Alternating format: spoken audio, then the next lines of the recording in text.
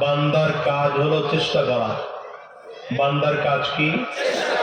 সবাই বলেন, বান্দার কাজ চেষ্টা করা। সফলতা আসবে কি আসবে না এ দায়িত্ব বান্দার না, এ দায়িত্ব কার? আঙ্গুলটা উঁচা করে চিল্লায় জোরে বলেন। ভাই আপনি ওইটা সেট করে বসে পড়েন, সেট করে বসে পড়েন। সফলতা আসবে কি আসবে না এই দায়িত্বটা কার? যদি সফলতা না আসে তাতেও কোনো অসুবিধা নাই, কারণ আল্লাহ তাআলা বান্দার কাছ থেকে শুধু চেষ্টাটুকু চান, সফলতার জায়গা আমাদের না। এই জন্য বান্দার কাজ হলো চেষ্টা করা। আমাদের নামাজ, আমাদের রোজা, আমাদের হজ, আমাদের যাকাত, দুনিয়ার যত ইবাদত আছে এই সব ইবাদত দিয়া ইবাদতের বিনিময়ে আল্লাহর কাছ থেকে জান্নাত পাবো এই আশাটা খুব সহজ না। কেন? মনে করেন কিয়ামতের ময়দানে যে পরিস্থিতি হবে, সেই কিয়ামতের ভয়াবহতার পরিস্থিতি এত মারাত্মক, সূর্য মাথার মুড়মাত উপরে চলে আসবে, সূর্যের তাপে মাথার মগজগুলো ভাতের মারের মতো ভলকাবে। পরিস্থিতি এত ভয়ঙ্কর হবে যে এক গ্লাস পানি যদি জীবনের টোটাল আমলের বিনিময়ে পাওয়ার দরকার হয়, বান্দা পাবে। এখন যদি ওই পানির পিপাসায় মানুষ যখন ছটফট করতে থাকবে, যখন যদি কারো কাছে পানি চায় আর রবের পক্ষ থেকে যদি বলা হয়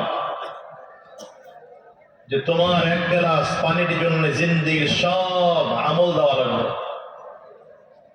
মানুষের পরিস্থিতি এত ভয়াবহ হবে, বলবে আল্লাহ যদি আমার জিন্দেগীর সমস্ত আমলের বিনিময়ে এক গ্লাস পানি দেওয়া যায় তাহলে আপনাকে আমাকে এক গ্লাস পানির ব্যবস্থা করেন। চিন্তা করেন, জিন্দেগীর টোটাল আমলের বিনিময়ে এক গ্লাস পানি পাওয়ার যোগ্যতা আমরা রাখি না, কিন্তু জান্নাত পাওয়ার আশা কেমনে করি? বোঝা গেল জান্নাত পাওয়ার আশাটা আমরা করতে পারি এই জন্যেই যে আমরা ইবাদতের পাশাপাশি রব্বে করিমের রহমতের আশাও করি, ঠিক না? বান্দার কাজই হলো এটা। বান্দা ইবাদত করতে গিয়া নামাজ পড়বে আর বলবে আল্লাহ আমার নামাজ তো তোমার নবীর নামাজের মতো হয় না, আমার জিকির তো তোমার নবীর জিকিরের মতো হয় না, আমার নামাজ তো তোমার নবীর সাহাবায়ে কেরামদের মতো কোয়ালিটিফুল নামাজ হয় না, আমার ইবাদত তোমার নবীর সাহাবায়ে কেরামদের মতো ওই পরিমাণ কোয়ালিটিফুল ইবাদত হয় না। কিন্তু আল্লাহ এর পরেও নামাজ পড়ি কেন? নবীও সাজদা দিয়েছেন, আমিও সাজদা দিই, নবীও রুকু করেছেন, আমিও রুকু করি, সাহাবায়ে কেরামও রুকু করেছেন, আমিও রুকু করি, সাহাবায়ে কেরাম সাজদা দিয়েছেন, আমিও সাজদা করি। তো আমার সাজদার কোয়ালিটি আর সাহাবায়ে কেরামদের সাজদার কোয়ালিটি এক না ব্যবধান আছে? এই মিলটুকু রাখতেছি এই জন্য আল্লাহ আমার ঈমান তো দুর্বল, আমার আমল দুর্বল, আমার ঈমানের অবস্থা বড় নাজুক, তবে আমি জিকির তোমার নবীর সাহাবীদের সাথে মিলায়া এই জন্য করি, তোমার নবীর কায়দার মতো আমিও নামাজ এই জন্য পড়ি যে কিয়ামতের ময়দানে হয়তো নবীর নামাজের সাথে আমার নামাজের সূরতের মিল হওয়ার কারণে মাফ করে দিতে পারো।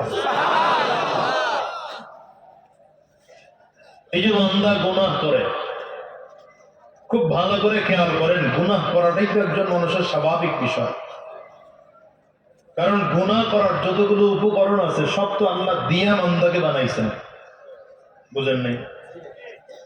গুনাহ করার যত উপকরণ আছে বান্দার মধ্যে এগুলো সব দেওয়া, ফেরেশতাকে আল্লাহ তৈয়ার করেছেন, ফেরেশতার মধ্যে গুনাহ করার মতো শক্তি নেই। ফেরেশতার মধ্যে কি নাই? কথা বুঝতেছেন না মনে হয়? ফেরেশতার মধ্যে গুনাহ করার শক্তি আছে? গুনাহ করার শক্তি নেই। ফেরেশতা গুনাহই করতে পারে না। ফেরেশতার মধ্যে রাগ নাই, লোভ নাই, হিংসা নাই, কথা বলে না, যৌবনের চাহিদা নাই। একজন মানুষের মধ্যে রাগ আছে, হিংসা আছে, লোভ আছে, যৌবনের চাহিদা আছে। খুব ভালো করে বুঝবেন, ফেরেশতাকে আল্লাহ তাআলা সৃষ্টি করেছেন এমন কায়দা, তাদেরকে নাফরমানি করার কোনো পদ্ধতি রাখাই হয় নাই। বুঝেন নাই? ফেরেশতাকে পুরোটা বিবেক দিয়ে তৈরি করা হয়েছে। আবার ভিন্ন দিকে যান, পশু, আমার আপনার এলাকার গরুটা, ছাগলটা, ভেড়াটা, শিয়াল, শুয়োর, কুকুর, এই প্রাণীদেরকে আল্লাহ তাআলা লোভ দিয়ে পাঠাইছেন, হিংসা দিয়ে পাঠাইছেন। কথা বোঝেন না? কি পশুর মধ্যে রাগ নাই? আপনি একটা গরুর সামনে গিয়া ওর সাথে একটু ওরে চেতায় দেখেন, ওর শিং দিয়ে আপনারে গুটায় রাখবে না। কি কথা বল না? তার মানে পশুটার মধ্যে রাগ আছে, ঠিক না? পশুর মধ্যে হিংসা আছে, পশুর মধ্যে লোভ আছে। কুকুর বিশাল এক মরক পচা নদী দিয়ে ভেসে যায়, ও একা একা টাইনা পারেনি আসছে। কুকুরটা যত বড় তার চেয়ে গরু মরাটা অনেক বড়। ওরকম 50টা কুকুর একসাথে খাইলেও গরুর ওই মরা গরু খায়া শেষ করতে পারবে না। এরপরেও কুকুরের খাসলত কি? ও সবগুলারে তাড়ায়। কি কথা বলেন? সবগুলারে তাড়ায়, ও একা খাবে। হ্যাঁ, পরে রেজাল্ট কি হয়? যদিও সবাই তাড়িয়েছে, কিন্তু তাড়াইতে তাড়াইতে ভাড়ার থেকে জোয়ার হয়ে গেছে। নদীর মধ্যে পানি একদিকে যাইতেছিল, এখন আরেক দিকে যাওয়া শুরু করছে। এইসা সবাই তাড়ায় তাড়ায় দেখে যেই মরক পচার জন্য তাড়াইছে ওটাই নাই। এমন হয় না? হয় না? ওর মধ্যে লোভ আছে। পশুর মধ্যে যৌবনের চাহিদা আছে, কিন্তু পশুর মধ্যে বিবেক নাই। পশুর মধ্যে কি নাই? খুব ভালো করে বুঝেন, ফেরেশতার মধ্যে বিবেক আছে, রাগ নাই, লোভ নাই, হিংসা নাই, যৌবনের চাহিদা নাই, খারাপ কোনো গুণই নাই, খারাপ কাজ করার মতো শক্তি নাই। জানোয়ারের মধ্যে খারাপ কাজ করার সব শক্তি দেওয়া হয়েছে, কিন্তু তার মধ্যে বিবেক নেই। মানুষকে আল্লাহ কেমন করে বানাইছেন? মানুষের মধ্যে পশুরও খাসলত আছে, ফেরেশতারও খাসলত আছে। কথা বলে না? মানুষের মধ্যে পশুর মতো রাগ আছে, মানুষের মধ্যে পশুর মতো হিংসা আছে, মানুষের মধ্যে পশুর মতো লোভ আছে, মানুষের মধ্যে পশুর মতো যৌবনের চাহিদা আছে। কি নাই? একটা ছোট বাচ্চাকে আপনি চেতায় দেখেন না, ওর সাথে উল্টা পাল্টা কাজ করে দেখেন না, ও যা বলছে আপনি সেটা মানবেন না, এটা হোক না, আপনারা থাপ্পড় দিয়ে বলবেন। এই মাহফিলের দিনেই বাচ্চাটারে নিয়ে ওই দোকানে দোকানে ঘুরতেছেন, একটা খেলনা দেখে বাচ্চার পছন্দ হয়েছে। বাচ্চাটার বয়স কত? 6 মাস, 1 বছর। এই 1 বছরের বাচ্চা রাগের কি বুঝে, হিংসার কি বুঝে?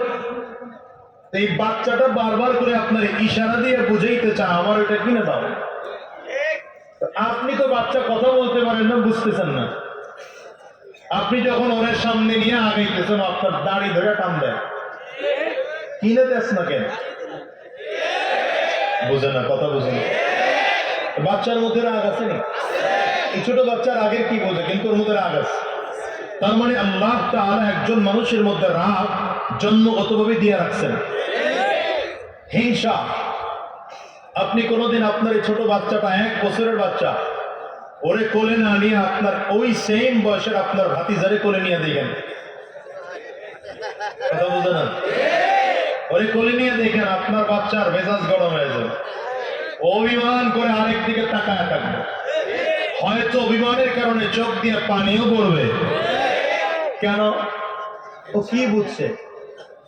বুঝছে কি? ও বুঝার বয়স হয়েছে, ওর মধ্যে এই জিনিসটা ঢুকছে যে আমার বাবা আমাকে ভালো না হবে, সে আমার চাচাতো ভাইকে ভালোবাসে। তার মানে হিংসা এটা মানুষের জন্মগত, আল্লাহ পাকের জন্মগত ভাবে দেওয়া, ঠিক না? লোভ মানুষের মধ্যে আল্লাহ পাকের জন্মগত ভাবে সৃষ্টি। আপনার ছোট বাচ্চা, 1 বছরের বাচ্চা, 6 মাসের বাচ্চা, ওর হাতে একটা আপেল দিয়া আপনার ভাতিজার হাতে 2টা আপেল দিয়ে দেখেন, রাগ করে ফেলছে, ওর দিকে তাকায় আছে, নয়তো ক্যান ক্যান করতেছে, কান্না করতেছে। কেন? ওই আমার সেম বয়সী ওই বাচ্চার হাতেও 2টা আপেল আছে, তো আমারও 2টা আপেল দেওয়া লাগবে, অথচ ওই বাচ্চা আপেল খাইতেই জানে না, বুঝে না। তার মানে লোভ আছে না? এটা আল্লাহ পাকের দেওয়া, এটা জন্মগত মানুষের পাওয়া। সৃষ্টিগত ভাবে আল্লাহ তাআলা মানুষের মধ্যে লোভ দিয়ে রাখছেন, রাগ দিয়ে রাখছেন, কথা বলেন, হিংসা দিয়ে রাখছেন, যৌবনের চাহিদা, এটা মানুষকে আল্লাহ তাআলা জন্মগত ভাবে দিয়ে রাখছেন, ঠিক না? বয়স আস্তে আস্তে বাড়ে, দেখবেন এই যুবক যারা আছো খুব ভালো করে কথাটা খেয়াল করো, ধীরে ধীরে বয়স বাড়তেছে, এখন তুমি সাবল্য খাও নাই, কিন্তু মেয়ে মানুষ দেখলে কথা বলতে মনে চায়, কি কথা বলে? কেন? ওরা দেখলে একটু ভালো লাগে। ক্লাস 3-তে পড়ে, এই এখনকার 3-র বাচ্চা আরেক 1-এর বাচ্চা মেয়েরে চিঠি দিয়ে দিচ্ছে। এটা না যাই না বলতেছি না, আমার এলাকার স্কুলের কথা বলতেছি। ক্লাস 3-তে পড়ে এই ছেলে, ওর বয়স কত? কি কথা বলেন না কেন? 6 বছর 7 বছর। ও প্রেম আর ভালোবাসার বুঝে কি? খুব ভালো করে বুঝেন, খুব খেয়াল করে শুনেন। এই ছোট বাচ্চাটা মেয়েটারে চিঠি দিছে, ধরা পড়ছে হেডমাস্টারের কাছে। তা আমি কোনো কারণে স্কুলে গেলাম, হেডমাস্টার আমাকে আশ্চর্যের এক আশ্চর্য আপনারা দেখায়। কি আশ্চর্য? তা আমার হাতের লেখা দেখাইতেছে, হাতের লেখাও খুব মারাত্মক অবস্থা। সে অনেক কিছু ওখানে লেখছে, সব আমার মনে নেই। যাও, এই ছোট বাচ্চা কি বুঝছে বলেন? কিন্তু ওই যে ওর মধ্যে যৌবনের একটা চাহিদা ছোটবেলা থেকে তৈরি হয়েছে। মানুষের মধ্যে পশুর যতগুলো গুণ, খারাপ গুণ, এগুলো মানুষের মধ্যে আল্লাহ তাআলা সৃষ্টিগতভাবে দিয়ে রাখছেন, কিন্তু পাশাপাশি একটা বিবেক দিছেন। কি দিছেন? কি দিছেন? সবাই বলেন, কি দিছেন? এই বিবেকটা জানোয়ারের মধ্যে নাই, আবার ফেরেশতার মধ্যে বিবেক আছে, গুনাহ করার শক্তি নাই। মানুষের মধ্যে গুনাহ করার শক্তি আছে, বিবেকও আছে। কেন? এর কারণ হলো আল্লাহ তাআলা বুঝাইতে চাইলেন, তোমার মধ্যে পশুর অভ্যাস ঢুকাই দিলাম, ফেরেশতা অভ্যাস ঢুকিয়ে দিলাম। যদি ফেরেশতা অভ্যাসকে অবহেলা করে পশুর অভ্যাসকে প্রাধান্য দাও, তাহলে তোমার অবস্থা উলাইকা কাল আনআম বাল হুম আদাল, তোমার অবস্থা চতুষ্পয় জন্তু, ভেড়া, শিয়াল, শুয়োর, কুকুরের মতো। শুধু মতো নয়, বরঞ্চ তার চেয়েও খারাপ। আর যদি তুমি পশুর অভ্যাসগুলোকে তুচ্ছ মনে করে ফেরেশতাদের অভ্যাসকে প্রাধান্য দিয়া ফেরেশতাদের অভ্যাস নিজের মধ্যে ঢুকে দিতে পারো, তো আল্লাহ তাআলা বলেন, ওয়ালাকাদ কাররামনা বনি আদম, আমি এই মানুষটাকে পৃথিবীর সবচেয়ে সম্মানিত করে তৈরি করেছি। সুবহানাল্লাহ, আলহামদুলিল্লাহ, লা ইলাহা ইল্লাল্লাহ। জোরে সুবহানাল্লাহ আলহামদুলিল্লাহ লা ইলাহা ইল্লাল্লাহ সুবহানাল্লাহ আলহামদুলিল্লাহ লা ইলাহা ইল্লাল্লাহ তুমি বাঁচাও তুমি মারো অবিরত ক্ষমা করো তুমি বাঁচাও তুমি মারো অবিরত ক্ষমা করো যাকে ধরার তাকে ধরো যাকে ধরার তাকে ধরো তোমার মুঠোয় সবই আল্লাহ সুবহানাল্লাহ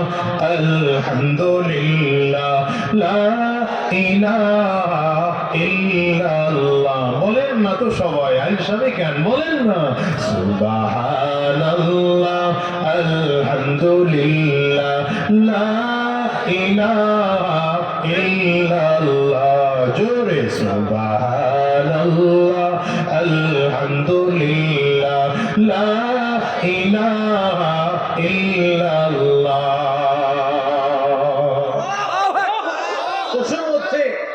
পশুর মধ্যে গুনাহ করার সব শক্তি আছে, কিন্তু পশুর মধ্যে কি নাই? এই যে এখনো কথা বলে না, কি নাই? আবার ফেরেশতার মধ্যে গুনাহ করার মোটেও শক্তি নেই, কিন্তু বিবেক আছে। মানুষকে আল্লাহ তাআলা পশুর শক্তিও দিয়েছেন, ফেরেশতার শক্তিও দিয়েছেন। এই মানুষ, রাগ তোমার মধ্যে দিলাম, কিন্তু রাগ করার আগে বিবেককে প্রশ্ন করো, আমি এখানে রাগ করলে আমার আল্লাহ খুশি না বেজার? এই লোভ করার আগে ফিকির করো, আমি লোভ করলে আল্লাহ খুশি না বেজার? তুমি হিংসা করার আগে ফিকির করো, আমি হিংসা করলে আল্লাহ খুশি না বেজার? এই মিয়া, পরস্ত্রী কাতরতা তোমার মধ্যে আছে, পর নারীর প্রতি যাওয়ার লোভ তোমার মধ্যে আছে। জবাবদেরকে বলি, চোখের দোষ আছে। তুমি বড় মহিলাকে দেখলি তাকাইতে মনে চায়, তাকানোর আগে নিজের ব্রেইনকে 1000 বার প্রশ্ন করো, আমি যে আরেকজন নারীর দিকে তাকাইব, অথবা আমার কোন বোন, আমার কোন মা কোন পুরুষের দিকে তাকাবে, তাকানোর আগে বোন তুমি প্রশ্ন করো, আমি তাকাই দিছি, আমার আল্লাহ খুশি না বেজার? ঠিক না? এই জন্যে রাগ কখনো করলে সওয়াব হয়, কখনো রাগ করলে গুনাহ হয়। কখনো রাগ করলে কি হয়? কথা বলেন না কেন? আমি যে আস্তে কথা বলতে জানি না, আর আস্তে কথা যারা বলে এবারে পছন্দ করি না, এটা তো জিরাবর মানুষের জানা উচিত। জোরে কথা বলতে হবে। ভাইরা, মানুষকে আল্লাহ তাআলা এই গুণগুলো দিয়ে বানাইছেন। এখন রাগ কখনো করলে গুনাহ হবে, কখনো রাগ করলে কি হবে? সওয়াব হবে। রাগ করলে সওয়াব হয় কেমন? এটাই বিষয়, কথা হয় না। এটা মাথায় ঢুকান। কখনো রাগ করলে কি হয়? গুনাহ হয়। আবার কখনো রাগ করলে কি হয়? রাগ করলে সওয়াব হয়। হ্যাঁ হয়, একটু ধরে রাখেন, বলতেছি। কখনো লোভ করলে সওয়াব হয়, গুনাহ হয়। আবার কখনো লোভ করলে সওয়াব হয়। কথা বলেন। কখনো নারীর দিকে তাকাইলে গুনাহ হয়, আবার কখনো নারীর দিকে তাকাইলে সওয়াব হয়। ব্যাপারটা কি? ঘটনাটা কি? নামাজ পড়লে সওয়াব হয়, আবার কখনো নামাজ পড়লে গুনাহ হয়। কথা বলে না। ফজরের নামাজ পড়া কি? কথা বলে না তো। ফজরের নামাজ পড়া কি? এখন আপনি চিন্তা করলেন, আমি আজকে একদিনই আল্লাহর ওলি হয়ে যাব। এই যে ফজরের নামাজ শুরু করছেন, সূর্য উঠে উঠো, আমি নামাজ পড়তেই থাকবো একটানা জোহর পর্যন্ত। এই যে মাঝখানে 2টা টাইম আছে, সূর্য ওঠার সময় নামাজ পড়া নিষেধ, ফজরের সময় ফরজ ছিল, কিন্তু মাত্র 15 মিনিট 20 মিনিট পরেই এমন একটা সময় আছে যেই সময় নামাজ পড়া নিষেধ, পড়লেই গুনাহ। কথা বোঝেন নাই? রাগ, কারোর সাথে অযথা রাগ করলেন, গুনাহ। কথা বলে না? আপনার স্ত্রী বন্ধুর সামনে কেন আসে না, রাগ করলেন, কবিরা গুনাহ। আপনার স্ত্রী সোশ্যাল না কেন, ইদানিং এর সমাজগুলোতে খুব একটা কথা হয়, প্রচন্ড কথা আসে। অনেক মেয়ের বাবারা এসে বলে, হুজুর মেয়েটাকে যদিও ইউনিভার্সিটিতে পড়াইছি, স্কুল কলেজে পড়িয়েছি, তো মেয়েটাকে টুকটাক দিন শিক্ষা দেওয়ার চেষ্টা করেছি, এখন এমন জামাই কাছে বিয়ে দিয়েছি, মেয়ে যদি জামাইয়ের বন্ধু বান্ধব নিয়ে বাড়িতে আসে, মেয়ে রান্না করে না খাওয়ায়, তো জামাই রাগ হয়ে যায়। তো এটা আনসোশাল। আপনাদের চোখে পড়ে না? মেয়ে কি এখন জামাই কেন রাগ করলো? এই মেয়েটা কেন বেপর্দা করে না, পর্দা করে কেন, এই জন্য রাগ করছে। এটা কি সওয়াব না গুনাহ? কথা বলে না?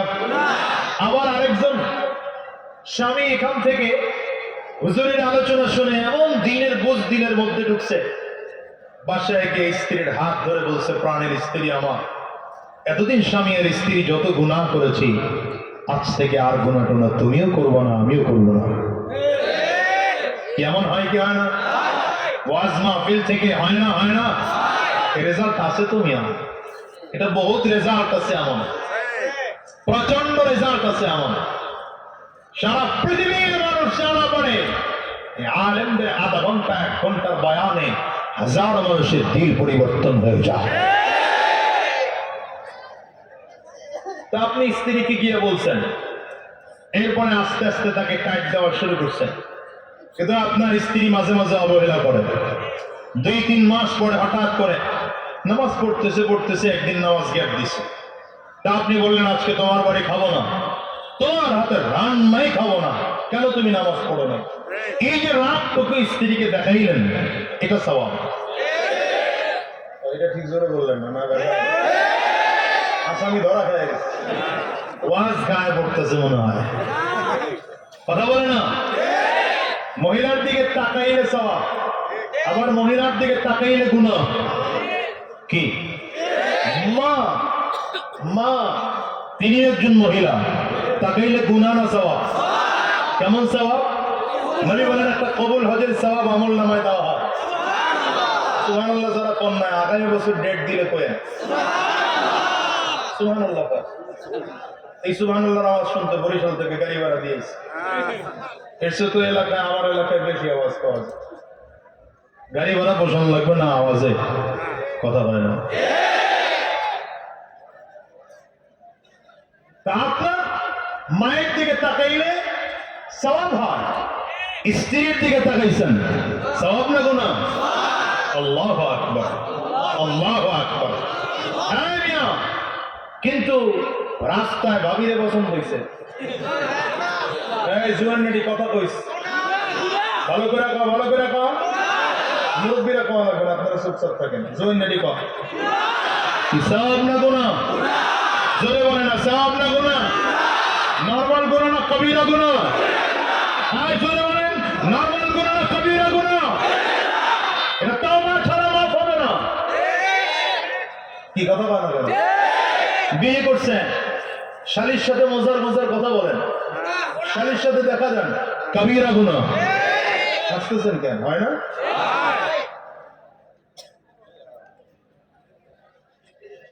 ভালো করে বুঝেন, আপনি অফিসের বস, আপনার নিচের যারা চাকরি করে এদের ডাইকাই না এটা কথা বলতেছেন, প্রয়োজনে কথা বলতে পারবেন, সেটার লিমিটেশন আছে। কোন মহিলার সাথে কথা বলতে হলে কি আছে? ইসলামের কিছু পদ্ধতি আছে, সেই পদ্ধতি নিয়ে আলোচনা আজকে করার মতো সুযোগ হবে না।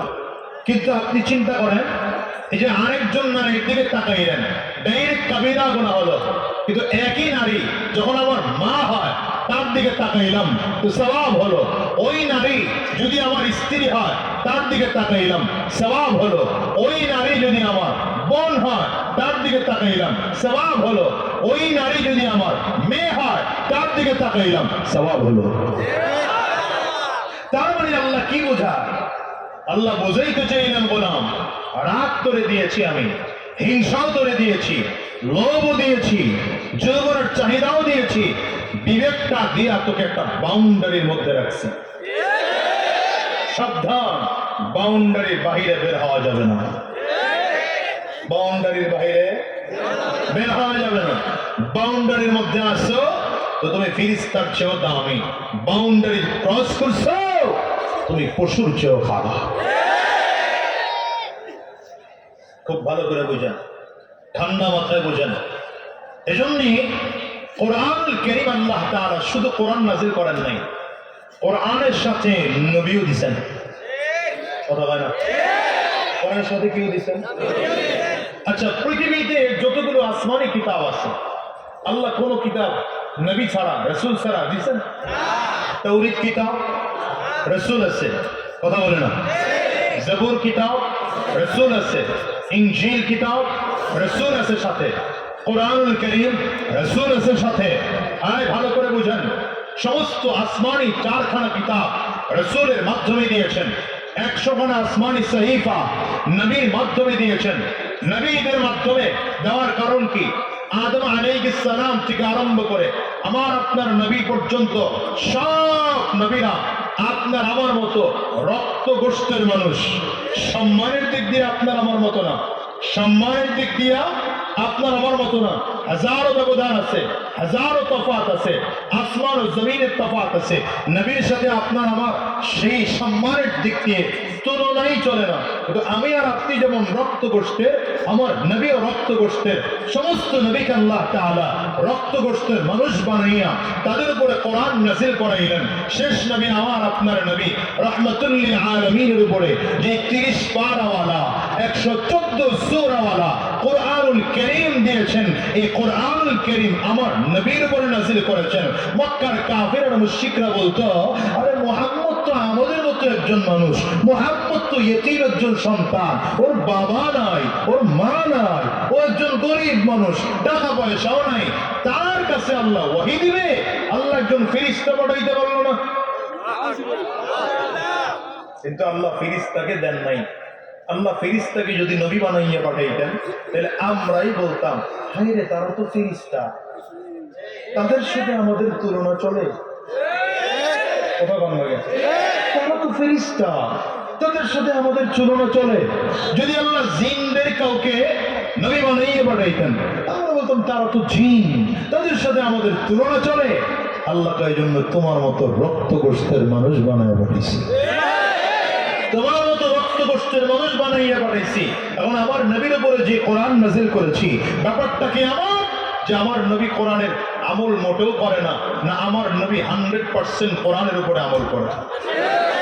নবীজির ইন্তেকালের পর আম্মা জান আয়েশা সিদ্দিকা রাদিয়াল্লাহু আনহার কাছে সাহাবায়ে কেরাম গিয়ে প্রশ্ন করেছেন, আম্মা জান কাইফা কানা খুলুকুন নবী সাল্লাল্লাহু আলাইহি ওয়াসাল্লাম, كيف كان خلق النبي صلى الله عليه وسلم?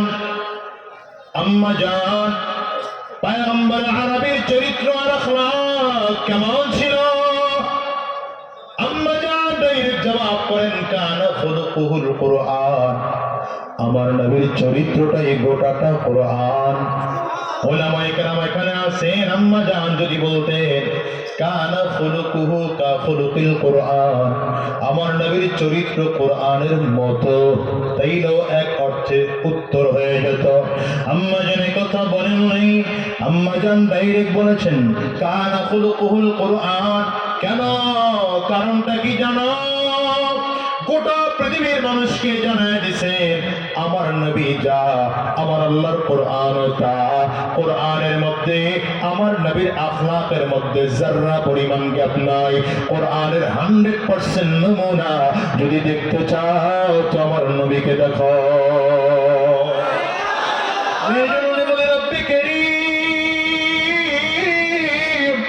জমিনের মধ্যে দুই কোরআন পাঠাইছে। এক কোরআন হলো আপনার আমার কাছে যেটা এখনো লিপিবদ্ধ অবস্থায় আছে, এই 30 পারাওয়ালা কোরআন, 114 সূরাওয়ালা কোরআন আমার আল্লাহ তাআলা আপনার কাছে এটা পাঠাইছেন। এটা হলো থিওরিক্যাল কোরআন। আর এই কোরআন আপনার আমার নবী জনাবে মুহাম্মদুর রাসূলুল্লাহ সাল্লাল্লাহু আলাইহি ওয়াসাল্লাম আমার নবী হলেন প্র্যাকটিক্যাল কোরআন।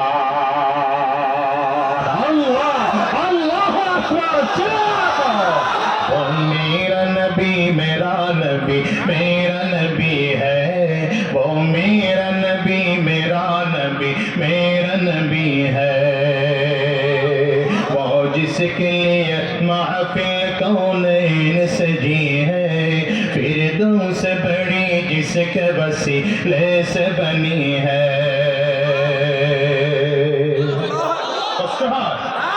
असुविधा वो हाशिमी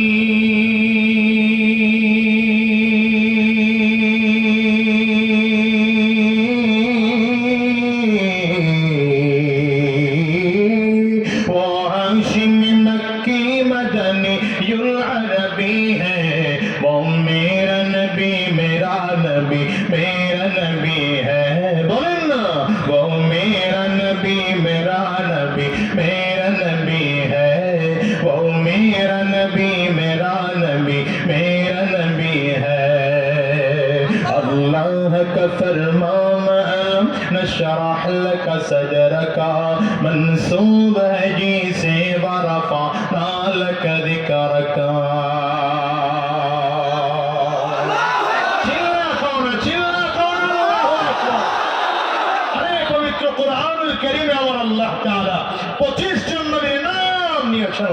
সবাইকে আল্লাহ তাআলা নাম ধরে ধরে ডেকেছেন, কিন্তু না আমার নবীকে আল্লাহ তাআলা কোরআনের কোথাও নাম ধরে ডাকেন নাই। আদম আলাইহিস সালামকে কোরআনুল কারীমে আমার আল্লাহ নাম ধরে ডেকেছেন, ইয়া আদম উসকুন আনতা ওয়া যাওজুকাল জান্নাহ। ঈসা আলাইহিস সালামকে কোরআনে আল্লাহ নাম ধরে ডেকেছেন, ইয়া ঈসা খুদিল কিতাবা বিকুওয়া। मूसा আলাইহিস সালাম को कुरान अल्लाह नाम ধরে ডেকেছেন, দাউদ আলাইহিস সালাম को कुरान अल्लाह नाम ধরে ডেকেছেন, ইসমাঈল আলাইহিস সালাম को कुरान अल्लाह नाम ধরে ডেকেছেন, ইসহাক আলাইহিস সালাম को कुरान अल्लाह नाम ধরে ডেকেছেন, ইয়াকুব আলাইহিস সালাম को कुरान अल्लाह नाम ধরে ডেকেছেন। কিন্তু না আমার নবীকে আল্লাহ তাআলা কোরআনের কোথাও ইয়া মুহাম্মদ বলে নাম ধরে আল্লাহ ডাকেননি। আল্লাহ পাকের নবীকে ডাকা দরকার, তো আলাদা উপাধি দিয়ে তাহা বলে ডেকেছেন, ইয়াসিন বলে ডেকেছেন, ইয়া আইয়ুহাল মুজাম্মিল বলে ডেকেছেন, ইয়া আইয়ুহাল মুদ্দাসসির বলে ডেকেছেন। আল্লাহু আকবার, চিল্লায় জোরে বলুন। আমার নবীর সাথে আল্লাহ পাকের যখন কথা বলার দরকার, তো আল্লাহ তাআলা কত চমৎকার করে বলেন, আলাম নাশরাহ লাকা সাদরাক ওয়া ওয়াদা'না আনকা বিজরাক আল্লাযী আনকাযা যাহরাক। আমার নবীকে আল্লাহ তাআলা যখন পুরনো স্মৃতির কথা স্মরণ করিয়ে দেন, তো রব্বে কারীম বলেন, আলাম ইয়াজিদকা ইয়াতীমান ফাআওয়া ওয়া ওয়াজাদাকা দাল্লান ফাহাদা ওয়া ওয়াজাদাকা আইলান ফাআগনা। আরে নবীকে আল্লাহ যখন সান্ত্বনা দেন, তো আল্লাহ তাআলা বলেন, ওয়া রাফা'না লাকা যিকরাক ফাইন্না মা'আল উসরি ইউসরা ইন্না মা'আল উসরি ইউসরা। আল্লাহু আকবার, চিল্লা জোরে अल्लाह का फरमान अलम नशरह लक सदरक मंसूब है जी से वरफअना लक ذिक्रक। जिस जात का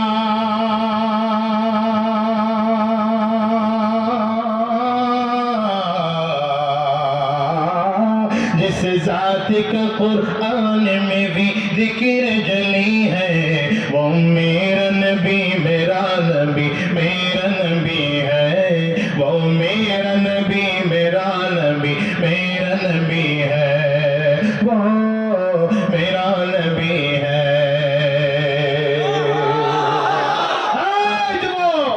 চিন্ময় তো কে তোমার নবী, নবীর আদর্শ কলিজায় ঢোকানোর চেষ্টা করো নাই তো?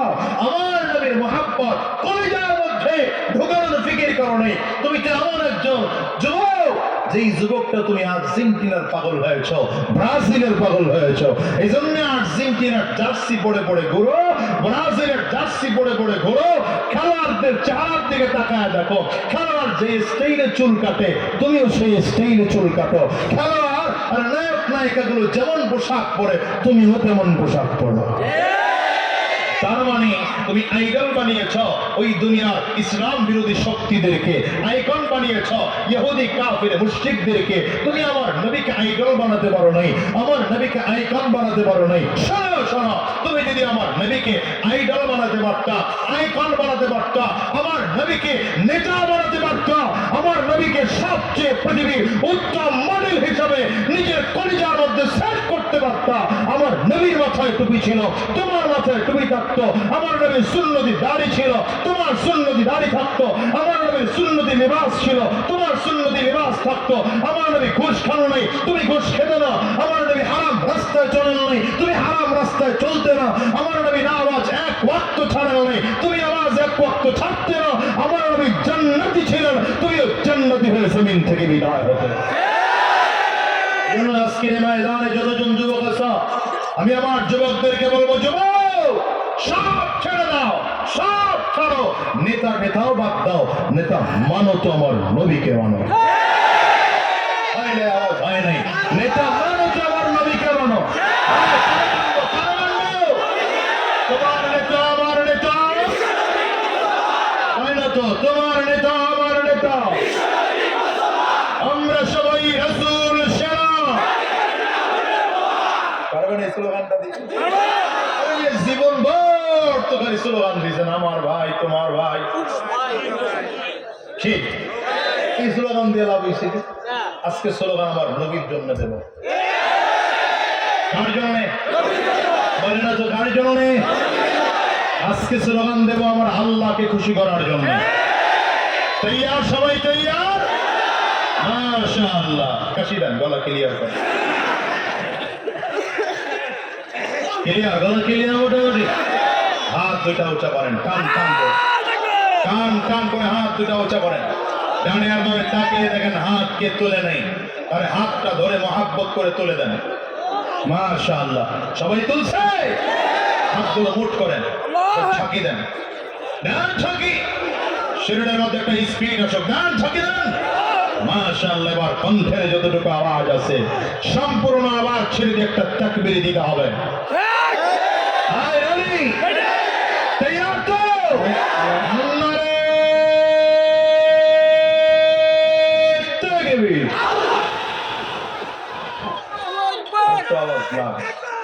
আরেকটু আমি দিতেছি, আরেকটু আওয়াজ লাগে, লাগে না?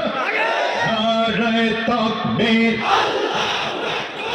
মোটামুটি হইতেছে, হবে ইনশাআল্লাহ। নারে তাকবীর, নারে তাকবীর। তোমার নেতা আমার নেতা বিশ্বনবী মুস্তাফা, আমরা সবাই রাসূল সেনা, ভয় করি না বুলেট বোমা। নারে তাকবীর। কোরআন সুন্নাহর আলো, কোরআন সুন্নাহ যেখানে, আলেম ওলামা যেখানে, পীর বুজুর্গ যেখানে, মসজিদ মাদ্রাসা যেখানে, সুদ ঘুষ যেখানে।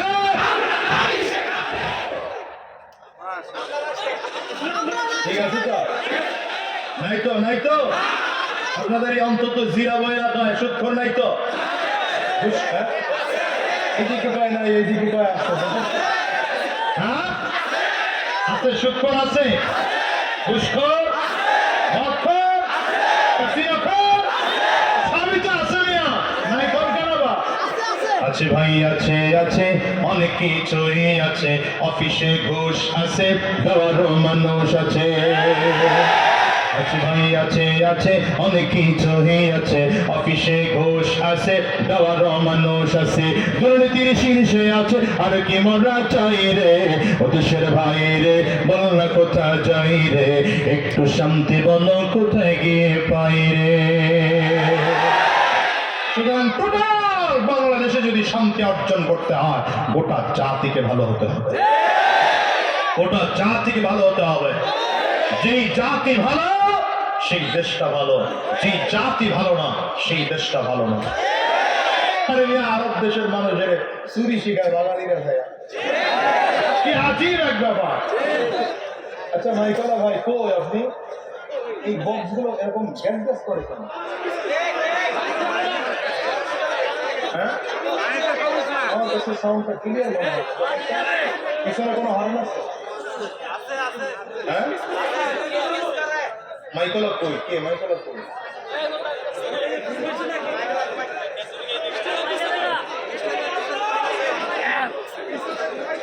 না না না, উনি কোথায়? একদম অপারেটর হলে তো কথা। আচ্ছা কথা বলেন, আমি দেখতেছি, কথা বলেন। হতে পারে হয়তো সে খেয়াল করতেছে না। সাউন্ডটা আরো ক্লিয়ার করেন। এই তো এখন এখন একটু ইয়ে আছে। এই বক্সটা আমার মনে হয় যে বেজ আরেকটু যদি দরকার হয়, বেজ হালকা একটু বাড়ান, হালকা একটু রিভার্ব দিয়ে রাখেন। আল্লাহ ভাইরা,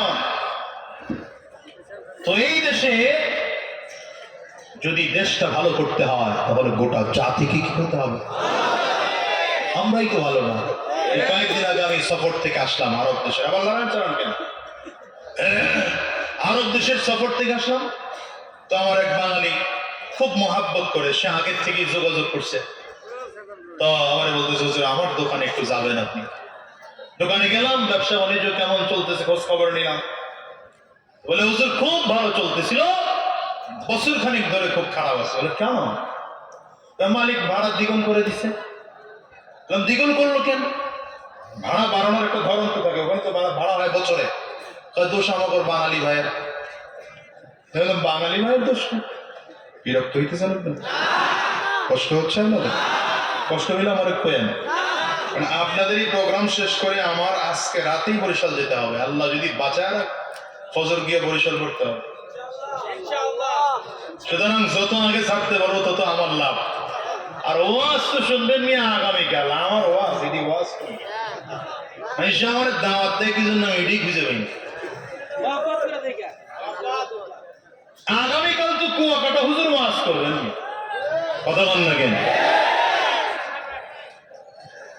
শোনেন তো, আপনি আমার বাঙালি ভাইয়ের জন্য ভালো নাই কারণ কি? বলে আমার পাশের দোকানদার, ওনার সাথে আমি কথা বলতে বলতে বলছি যে ভাই এলাকায় বাড়ি করছি, ঢাকায় একটা জায়গা কিনছি, এই সেই এলাকায় একটা গাড়িও আমার আছে। উনি এগুলো সব ডকুমেন্টস আমার কাছ থেকে নিছে, হোয়াটসঅ্যাপে বাড়ির ছবি নিছে, ঢাকার জায়গার ছবি নিছে, হ্যাঁ, এরপরে গাড়ির ছবি নিছে, নিয়ে আমার মালিককে দেখায়, এই যে আপনারা ভাড়া কম দেয়। এত এলাকায় ব্যবসা বাণিজ্য করে বিশাল কিছু করে দিচ্ছে। এখন মালিক এসা মুরব্বী টাইপের মালিক তো দোকানের চারিদিকে ঘুরে আর কয়, এমারা এমারা হুলু এমারা ফুলুস কেজি ফুলুস কেজি তিজারা কেজি উজরা খালি। তুমি ভাড়া তো কম, এলাকা তো বড় বড় লম্বা বাড়ি করে নিচ্ছ, টাকা পয়সা তো ভালোই কামাও, আমার কম ভাড়া দাও কেন? এই ভাড়া ডবল করে দিল। বাঙালি জাতি এমন এক জাতি যেই জায়গায় যায় ওই জায়গায় বাস লাগায়। এই জন্য আমরা চরিত্রবান হব ইনশাআল্লাহ। এই পাওয়া এই জন্য আমরা কি হব? এই জন্য আজকের সব আলোচনা বাদ দিয়ে এটা শুরু করছি। এটা শুরু করেছি আমার শ্রমিক ভাইদেরকে আমি বলবো, গুনাহ করা সব যোগ্যতা আল্লাহ আপনাকে দিয়া বিবেক দিচ্ছেন। বিবেক কেন? বিবেক দেওয়ার কারণই হলো এই, বান্দা গুনাহ করার আগে বিবেককে প্রশ্ন করো। যদি দেখো বিবেক যেখানে কাজ করে না, আমার আল্লাহ কোরআন সেখানে ধরো। বিবেক যেখানে স্টপ, সেখানে কি ধরবেন? কেন? দেখেন এই জায়গায় আরেকটা কথা বলি। আপনি 20 লাখ টাকা আপনার ক্যাশ আসছে, তো এখন আশেপাশের 2-4 জন আপনারা টের পাইছে, রিটায়ার করছেন, লাখ 20 টাকা সরকারের কাছ থেকে পাইছেন। আচ্ছা বলতেছে ভাই আমি তো ব্যবসা বাণিজ্য করতেছিলাম, 3-4 লাখ টাকা হইলে ব্যবসাটা ভালো দাঁড় করাইতে পারি। অন্য মুরব্বী কয় দিতে পারি, লাভ কত?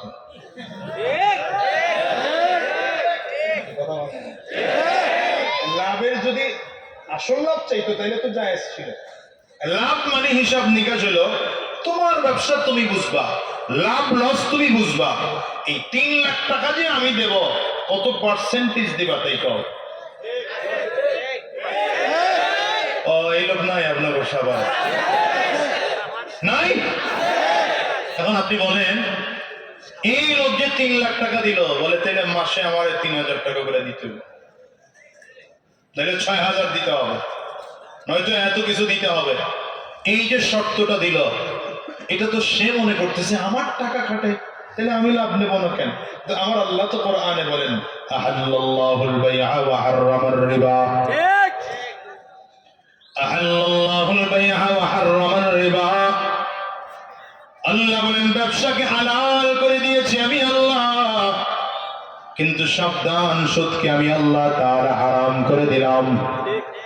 তুমি যদি তাকে বলতা, ভাই 10 লক্ষ টাকা তোমার পুঁজি আছে, আমি আরো 3 লক্ষ টাকা পুঁজি তোমারে দিতেছি, এই 13 লক্ষ টাকা পুঁজি নিয়ে সংসারটা ব্যবসা বাণিজ্য সুন্দর করে করো, বছর শেষে লাভ যা হবে লাভের পার্সেন্টেজ তুমি আমারে দিও, লস হলেও লসের পার্সেন্টেজ আমারে দিও।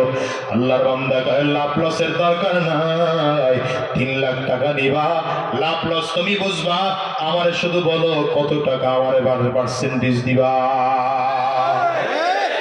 এই কথা কন না কেন? এই শর্তটা দিলেন, সাউন্ড কমাইলো কেন? কি করে না করে কিচ্ছু বুঝি না তো এর কারণ। এই যে কারবারটা করলো, এই কারবারটা জায়েজ হলো না হারাম হলো? বিবেক তো বলে যে এটা জায়েজ হইতে পারে। তো এখানে আল্লাহর কোরআনের কাছে প্রশ্ন করতে হবে, কোরআন বলো আমার জন্য এই ব্যবসা জায়েজ না হারাম? ঠিক না? এই জন্য আল্লাহ তাআলা কোরআন দিয়েছেন, নবীও পাঠাইছেন। আরে আমার নবী তো মুহাম্মদুর রাসূলুল্লাহ সাল্লাল্লাহু আলাইহি ওয়াসাল্লাম দুনিয়ার একজন মানুষ হইয়া যদি সে কোরআন অনুযায়ী নিজের জীবন সাজাতে পারে, বলো তুমি কেন পারবে না? সাহাবী আবু বকর, সাহাবী ওমর, সাহাবী উসমান, নবীর সাহাবী হযরত আলী, এরা সব তোমার আমার মতো রক্ত গোশতের মানুষ হইয়া এরা যদি জান্নাতি হয়ে নিজের কোরআন অনুযায়ী নিজের জীবনটাকে সাজাতে পারে, বলো তুমি মানুষ হইয়া কেন পারবা না? আমার নবীর সাহাবী, ভাই সাউন্ডটা বাড়ান, এমন করেন না আমার সাথে, আমারে কথা বলতে দেন।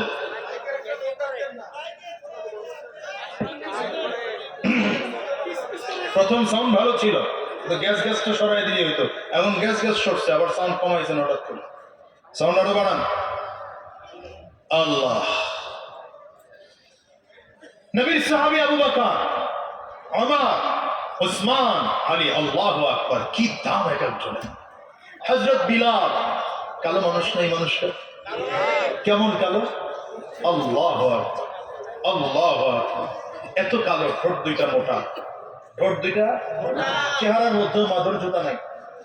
হায় হায়, নিজে গোলাম, বাবা গোলাম, দাদা গোলাম, টাকা পয়সার দিক থেকে একেবারে নিঃস্ব, ক্ষমতার দিক থেকে একেবারে নিঃস্ব, পৃথিবীতে কোনো দাম তার নয়, রাহমাতুল লিল আলামিন। আরে মিয়া, জান্নাতে যখন গিয়েছেন, মেরাজ যাওয়ার সময় জিবরিল আমিন নবীর হাত ধরে ধরে জান্নাত দেখাইতেছেন, নবীজি জান্নাত ঘুরতেছেন, হঠাৎ করে খেয়াল করে সামনে যেন কে হাঁটতেছে, জুতার আওয়াজ পাওয়া যায়, খরবের আওয়াজ পাওয়া যায়।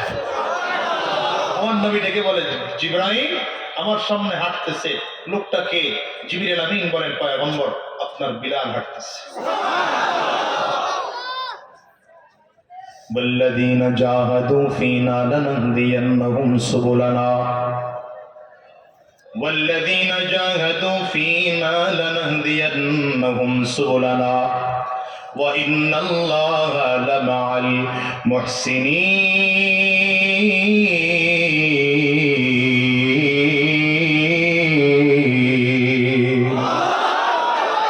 দুনিয়ার মুসলমান ভালো করে বোঝো,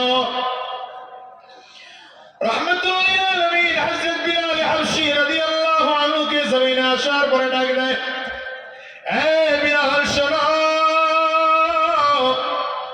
কিয়ামতের ময়দানে আমি নবীকে ডাকা হবে জান্নাতের গেট খুলে দেওয়ার জন্য।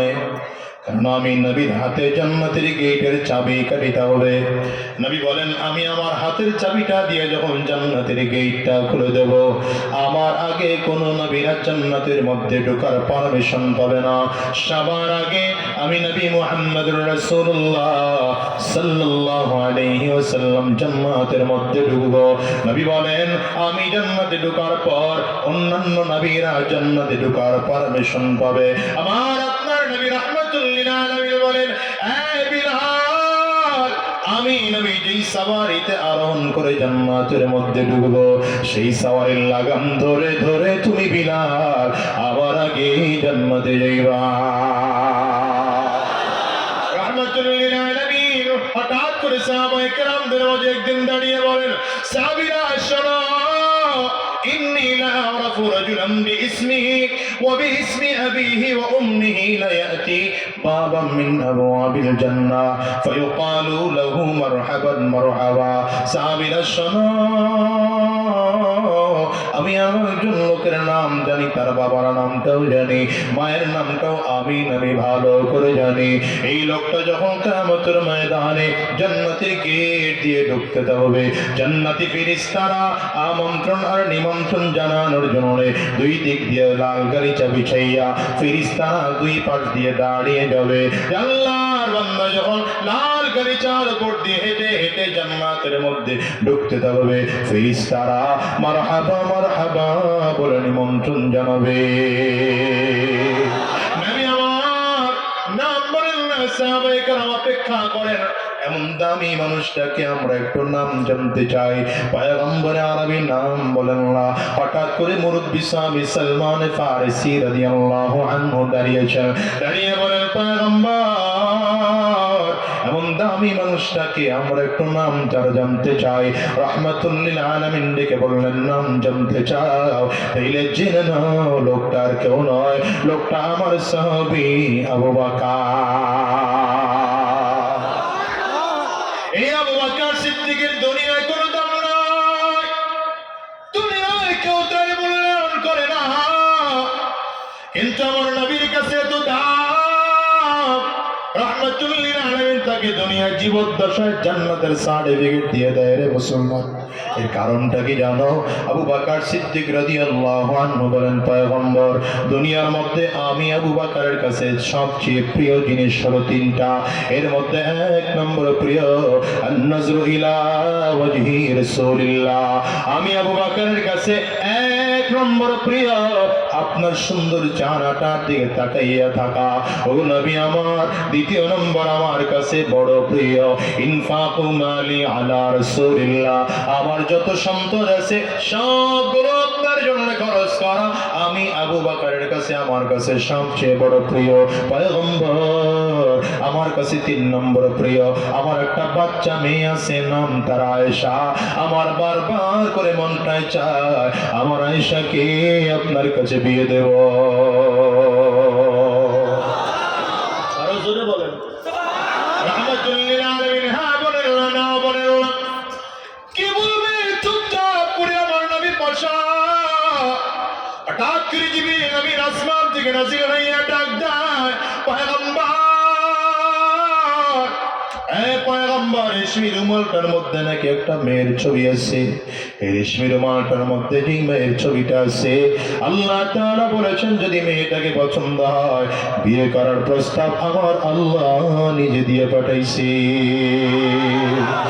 মুসলমান বলেন তো, তাইলে আমার নবী আম্মা জানকে বিয়ে করেছেন নিজে প্রস্তাব দিয়ে না আল্লাহ প্রস্তাব দিয়েছেন? জোরে বলেন, জোরে বলেন। আমার নবী জীবনে কোনো বিয়ে নিজের যৌবনের চাহিদা মেটানোর জন্য বিয়ে করেন নাই। আমার নবী কোন নারীর প্রতি আকর্ষিত হইয়া আমার নবী কোনো বিয়ে করেন নাই। রাহমাতুল লিল আলামিন নারী লোভী ছিলেন না। আমার আল্লাহ তাআলা নিজে যেটাকে ভালো মনে করেছেন, রাহমাতুল লিল আলামিন তাকে বিয়ে করতে বলেছেন। রাহমাতুল লিল আলামিনকে আমার আল্লাহ নিজে বিয়ে করতে বলেছেন। এরপরে বাংলাদেশে কিছু বদমাশ আমার নবীকে নারী নবী বলে গালি দেয়, আমার নবীকে লুচ্চা নবী বলে গালি দেয়, একের অধিক বিয়ে করার কারণে আমার নবীকে ধর্ষক বলে গালি দেয়। বাংলার জমিনে যারা আমার নবীরে গালি দেয়, ওই বদমাশ গুলোকে জুতা পিটা করে বিদায় করা লাগবে। কারা কারা তৈয়ার আছো হাত তুলে দেখা।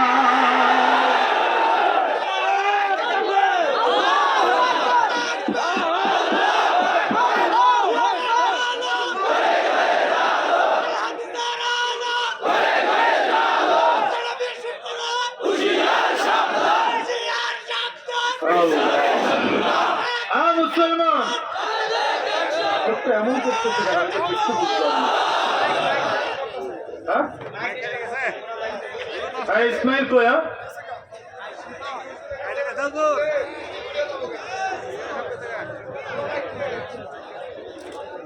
কি সমস্যা গেল কেন তো কিছু বুঝলাম।